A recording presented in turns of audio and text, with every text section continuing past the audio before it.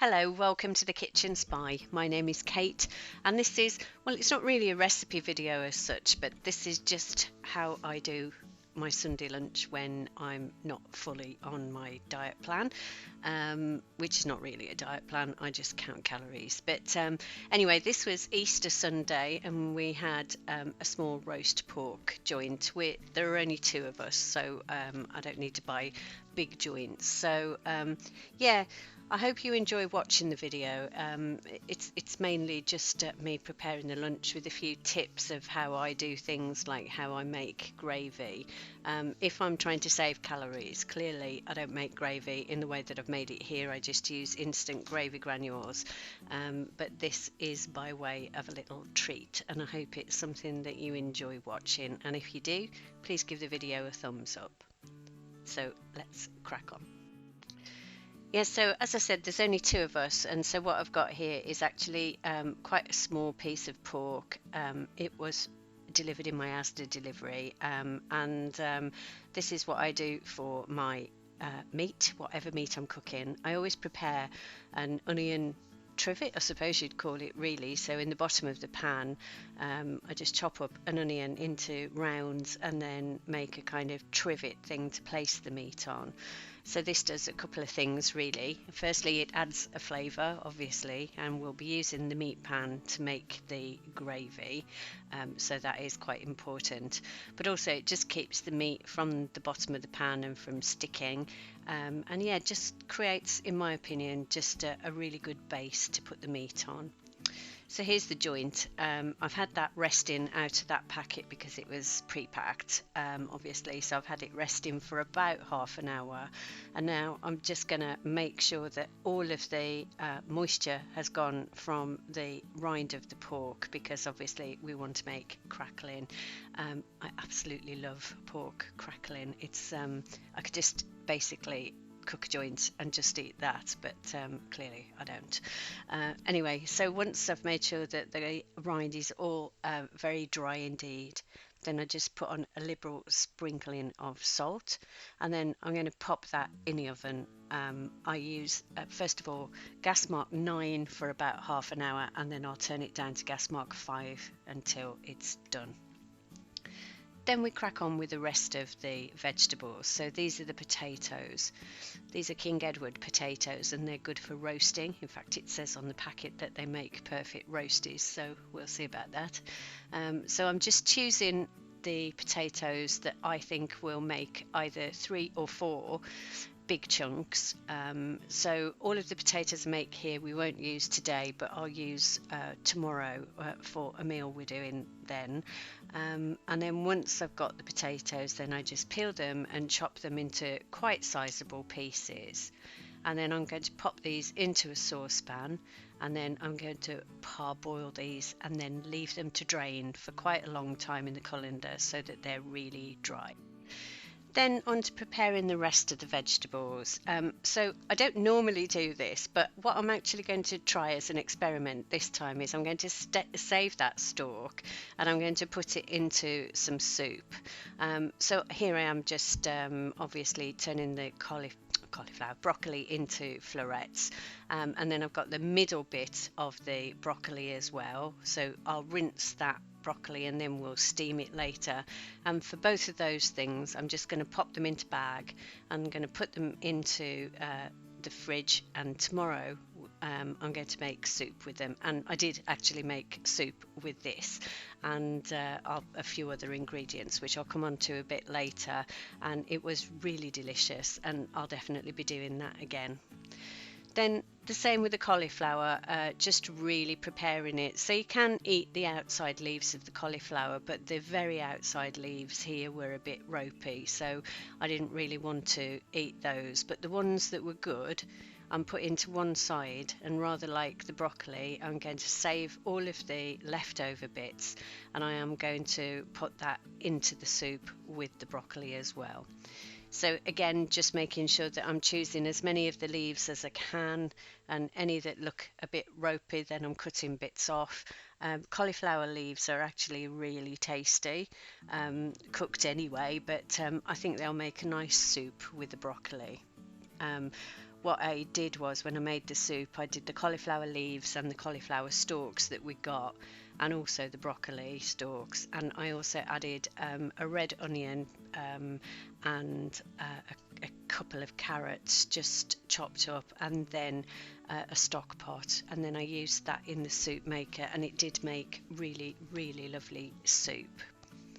So once I've prepared all of the cauliflower and it's in the steamer tray with into florets, I'm just going to put the stalks that I didn't use into a bag, and again into the fridge, and for use in the soup that I talked about a bit earlier, just pop those into the fridge. Then I'm going to do the same as I did with the broccoli, which is just rinse the cauliflower and just steam it a bit later when we are ready to serve up. I like my vegetables quite al dente. So here we've got some carrot and swede mash, which I froze from a bigger batch. What I do with that is I make a huge batch, because one swede and about a couple of pounds of carrots actually make a really huge batch, and then I just freeze it in individual portions like this, and I take it to work with me sometimes as well, but it's really useful on a day when you're making a roast like this, so that you don't have to faff with too many vegetables, because I like a lot of veg.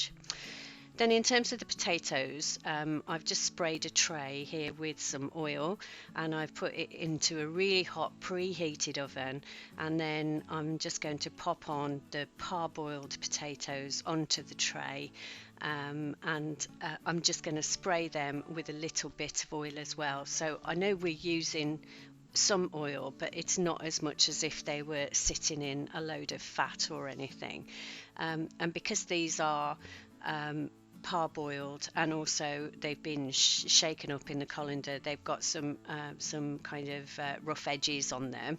I don't go as far as to shake them, but just the fact that they've been sat in the colander and they're a bit dry just gives them a really good outside.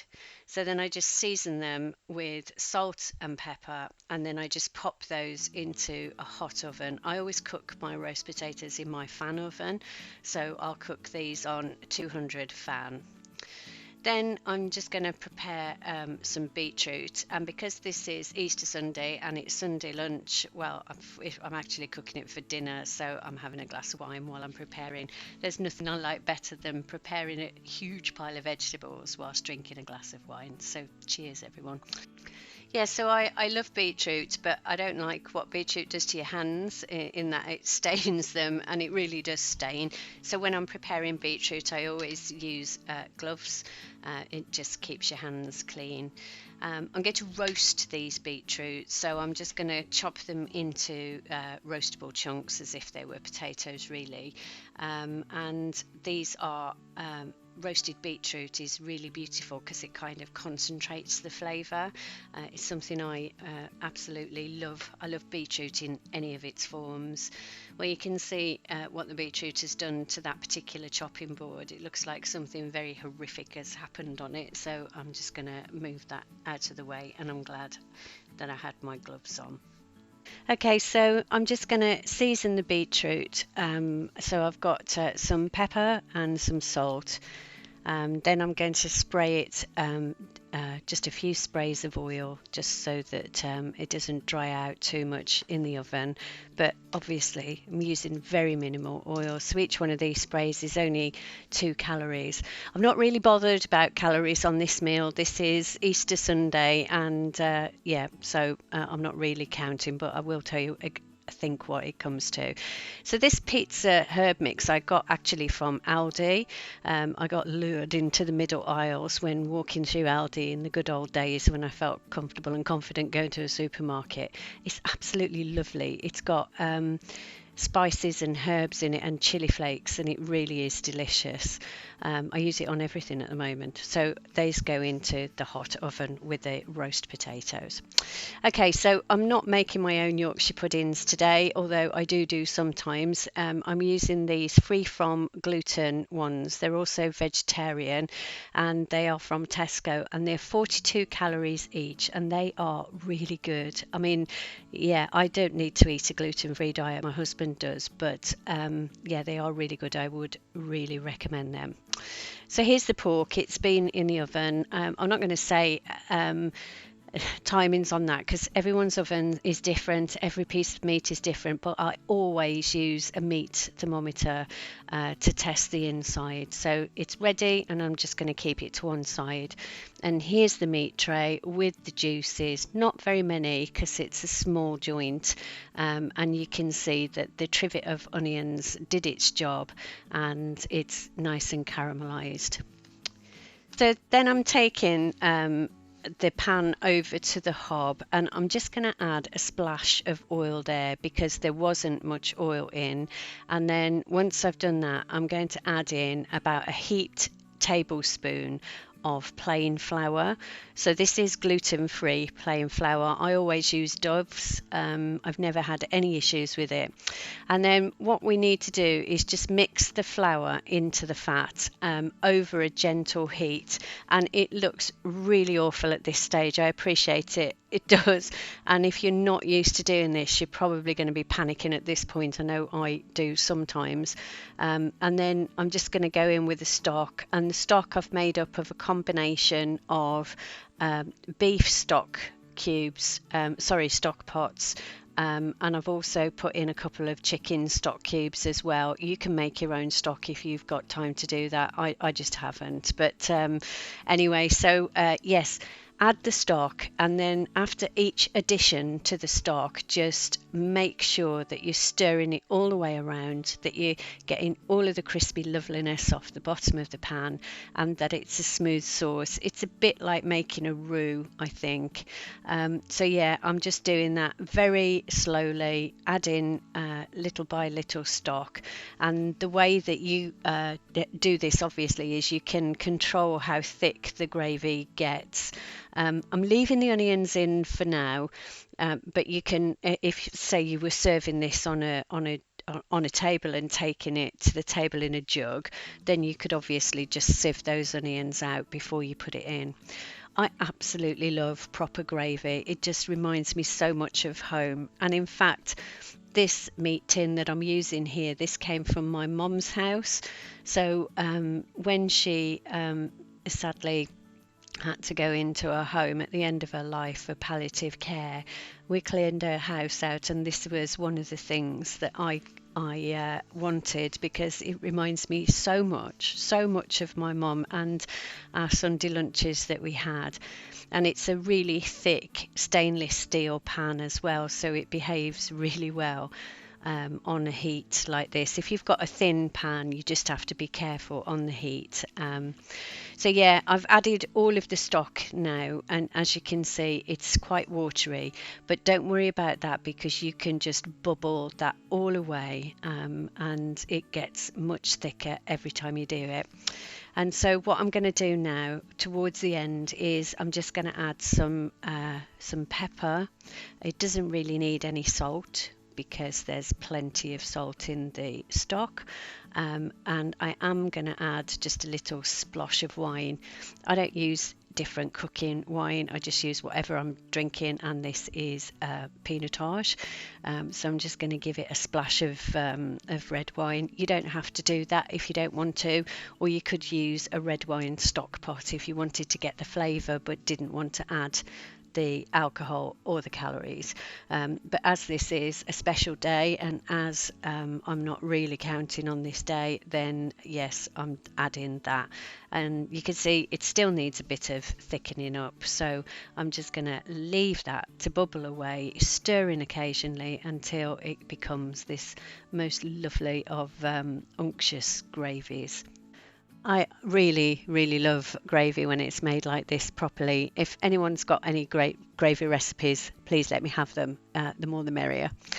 Anyway, so there you go. That it is all plated up. So I've got obviously the roast pork there and some crackling, because crackling is delicious.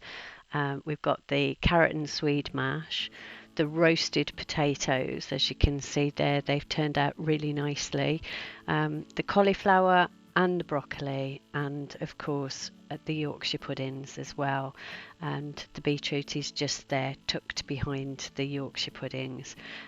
This was really delicious, even though I say it myself. I'm not absolutely 100% sure about calories, but I'm reckoning this is about 800 calories, but it was pretty much the only thing we had to eat all day. So yeah, I hope that's been interesting. I kind of thought long and hard before I put this up and thought, are people really going to be interested in me preparing a Sunday lunch? But there you go, it's up there, it's out there.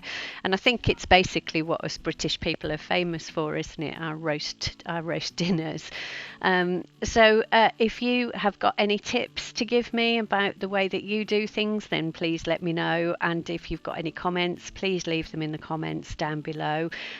I really appreciate the fact that people take the time and trouble to like and comment on my videos. So if you are already a subscriber, thank you so very much.